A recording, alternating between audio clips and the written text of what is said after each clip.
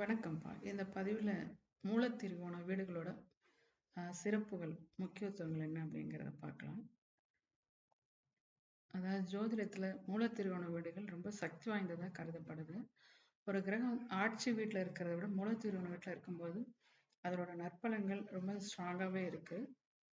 So அந்த மூலத்திருகோண அமைப்பு பலம் பெற்ற கிரகங்களோட அந்த கிரகத்தோட தசாபுக்தி நடக்கும்போது ஜாதகர் பொருளாதார நிலையில பெரிய லெவல்ல உயரக்கூடிய அமைப்பை பார்க்க முடியும். தொழிலுமே நல்ல முன்னேற்றம் அடையும். அந்த கிரகத்துக்குரிய காரகத்துவங்கள், ஃபார் எக்ஸாம்பிள் இப்போ சூரியன்னா தந்தை, அரசு வேலை, ஸோ புதன்னா புத்தி கூர்மை, ஸோ இந்த மாதிரி அமைப்புல அது ரொம்ப ஸ்ட்ராங்கா சிறந்த முறையில் அவங்களுக்கு சப்போர்ட் பண்ணும். ஸோ இந்த கிரகங்கள் மூலத்திருகோண அமைப்புல இருக்கக்கூடிய கிரகங்கள் தங்களோட முழு ஆற்றல் ஆளுமையை வெளிப்படுத்தும் இடமா அந்த இடம் அமையுது. ஸோ இந்த வீட்டில் இருக்க கிரகங்களோட தசாபுக்தி காலங்கள்ல ரொம்ப வேகமாகவும் தாராளமாகவும் யோக பலன்களை அடையக்கூடிய அமைப்பு ஜாதகருக்கு ஏற்படும். இந்த காலபுருஷ அமைப்புல திரிகோண வீடுகள் 1, 5, 9 லக்னம், பூர்வ புண்ணியம் மற்றும் பாகிஸ்தான் இதெல்லாம் குறிக்கிறதுனால இந்த மூலத்திருகோண கிரகங்கள் ஜாதகருக்கு பெரிய லெவலில் அதிர்ஷ்டத்தை கொடுக்கக்கூடிய அமைப்புல இருக்கு. ஸோ ஒரு கிரகம் சொந்த வீட்டில் இருக்கும்போது தருகின்ற பலனை விட மூலத்திருகோண பாகையில் இருக்கும்போது அதனோட பலன்கள் கூடுதலாக அமையக்கூடியதை பார்க்கலாம். ஸோ இதை அந்த கிரகங்களோட தசாபுக்தி அமைப்பில் அசுப பலன்கள் இருந்ததுனாலும் அதை குறைச்சிட்டு சுப பலன்கள் அதிகமாக கிடைக்கும். அதே போல் தோஷத்தோட வீரியமும் குறையும். அண்ட் தென் அந்த கிரகத்துக்கு நீச கிரகங்களோட பார்வை, பகை இருந்ததுன்னா அதுவுமே இந்த மூலத்திரிகோண அமைப்பு உள்ள பலத்தினால அது அந்த கெடுதல்லாம் மறைஞ்சு நன்மை செய்யக்கூடிய அமைப்பை நம்ம பார்க்க முடியும்.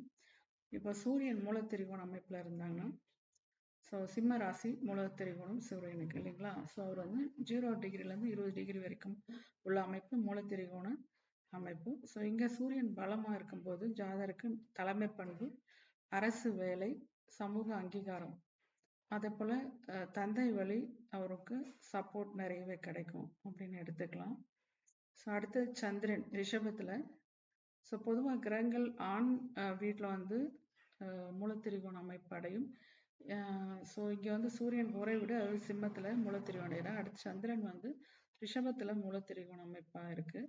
ஸோ அவரோட டிகிரி பார்த்தீங்கன்னா 3லேருந்து 30 பாகை வரைக்கும். சந்திரன் இங்கே அமையும் போது மன அமைதி, தெளிவான சிந்தனை ஏற்படும்.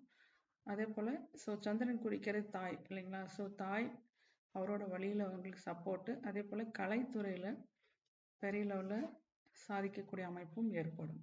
ஸோ சுக்கிரனோட வீடு இல்லைங்களா. அதனால அடுத்தது செவ்வாய் அவர் மேஷத்தில் மூலத்திரிகோண வீடு 0லேருந்து 12 டிகிரி வரைக்குமான அமைப்பு.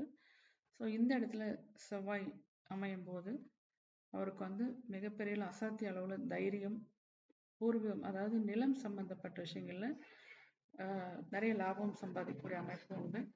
தலைமை தாங்கக்கூடிய பொறுப்பு, தகுதி, இந்த நிர்வாகத்திறன் ரொம்பவே சிறப்பாக இருக்கும் அவங்களுக்கு. ஸோ அடுத்தது புதன் எடுத்துக்கிட்டிங்கன்னா, புதன் புத்திசாலித்தனம் இல்லைங்களா. ஸோ அவருக்கு கன்னி புதன் மற்றும் விதிவிலக்கா தன்னோட பெண் ராசியில் அவர் மூலத்திரிகோணம் அமைப்பு இருக்கும். ஸோ 15லேருந்து 20 பாகை வரைக்கும். இதில் சிறப்பாக மேக்ஸ் ரொம்ப ஐக்யூ டேலண்ட் ரொம்ப நல்லா இருக்கும்.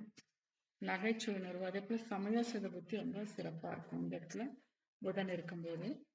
அடுத்தது பார்த்தீங்கன்னா குரு ஞானம், ஒழுக்கம் கொடுக்கக்கூடியவர். இவர் தனுசு ராசியில மூலத்திரிகோண வீடு அமையுது 0 முதல் 10 பாகை வரை. இதில் சிறப்பு அப்படின்னு பார்த்தீங்கன்னா, இந்த இடத்துல குரு இருக்கும்போது ஆன்மீக ஈடுபாடு அதிகரிக்கும். காலபுருஷனுக்கு பாகிஸ்தான் 9ஆம் இடம். ஸோ ஆன்மீக ஈடுபாடு, பண வரவு, குரு தனக்காரகர், பணம் ரொம்ப சிறப்பாக இருக்கும். சமுதாயத்தில் மதிப்பு மரியாதை ஏற்படும். குரு புத்திரக்காரர் கூட. ஸோ குழந்தை பாக்கியம் ரொம்ப சிறப்பாக இருக்கும். இந்த மாதிரி நற்பண்கள் ரொம்ப சிறப்பாக அமையும்.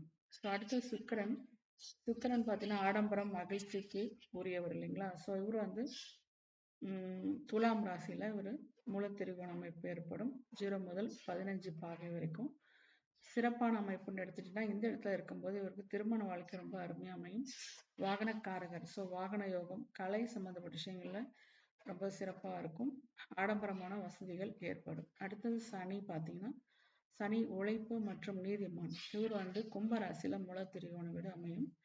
இவருக்கு சனி ஆயுள்காரகர். ஸோ சனி கும்பத்துல இருக்கும்போது நீண்ட ஆயுள், தீர்க்க ஆயுள் ஏற்படும். மக்கள் செல்வாக்கு, உழைப்பால பெரிய லெவல்ல உயரக்கூடிய ஜாதகர் அப்படின்னு சொல்லி எடுத்துக்கலாம்.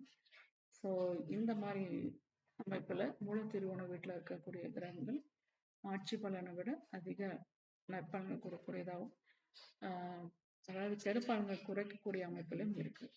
ஸோ இதே போல அடுத்த ஒரு பதிவுல பார்க்கலாம். நன்றி.